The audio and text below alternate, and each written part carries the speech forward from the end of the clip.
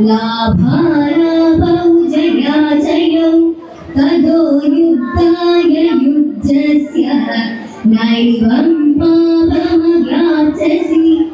അല്ലയോ അർജുന, സുഖദുഃഖങ്ങളെയും ലാഭനഷ്ടങ്ങളെയും ജയപരാജയങ്ങളെയും തുല്യമായി കണ്ട് നീ യുദ്ധത്തിൽ ഇറങ്ങുക. എങ്കിൽ പാപം നിന്നെ ബാധിക്കുകയില്ല. യുദ്ധകാലത്തിൽ എതിർവശത്ത് തന്റെ സഹോദരങ്ങളെയും മാതാവിനെയും കണ്ട് പതിച്ചു നിൽക്കുന്ന അർജുനനോട് ഭഗവാൻ പറയുന്ന വാക്കുകളാണിത്.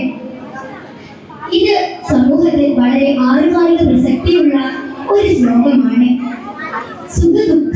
സുഖമായാലും ദുഃഖമായാലും ലാഭമായാലും നഷ്ടമായാലും ജയമായാലും പരാജയമായാലും എല്ലാ അവസ്ഥയെയും ഒരുപോലെ കാണണമെന്നാണ് ഭഗവാൻ അർജുനനോട് പറയുന്നത്. നമ്മളാകുന്ന ഓരോ അർജുനന്മാരോടും ഇത് തന്നെയാണ് പറയുന്നതും. അതായത് ഈ അവസ്ഥകളൊന്നും സ്ഥിരമല്ല. സുഖമായാലും ദുഃഖമായാലും ലാഭമായാലും നഷ്ടമായാലും ജയമായാലും പരാജയമായാലും ഇവ മാറിക്കൊണ്ടേയിരിക്കും. ഒരിക്കലും ഇവ സ്ഥിരമല്ല.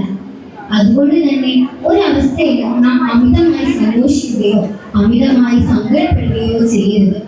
എന്താണ് സുഖം, എന്താണ് ദുഃഖം?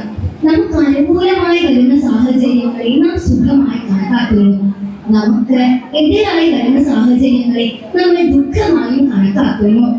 നാം സമൂഹത്തിൽ ഒരുപാട് ജനങ്ങളെ കണ്ടിട്ടുണ്ടാകും. അതിൽ ഒരുപാട് പേർ തൻ്റെ വളരെ സന്തോഷം വരുന്ന സമയത്ത് അല്ലെങ്കിൽ സുഖം വരുന്ന സമയത്ത് അതിൽ വളരെയേറെ സന്തോഷിക്കുകയും പെട്ടെന്നൊരു തകർച്ച വന്നാൽ അതിൽ വല്ലാതെ തളർന്നു പോവുകയും ജീവിതത്തിൽ സ്വയം നശിക്കുകയും ചെയ്യും. എങ്കിൽ മറ്റു ചിലർ സങ്കടം വരുമ്പോൾ അമിതമായി ആ സങ്കടത്തിൽ കുടുങ്ങി അങ്ങനെ നശിച്ചു പോകുന്നവരും ഉണ്ട്. ജീവിതത്തെ ഫേസ് ചെയ്യാൻ പഠിച്ചുകൊണ്ട് ജീവിതത്തിൽ നിന്നുള്ള ആത്മഹത്യ എന്ന വഴി സ്വീകരിക്കുന്നവരെയും നമുക്ക് ഈ ലോകത്ത് കാണാൻ കഴിയും.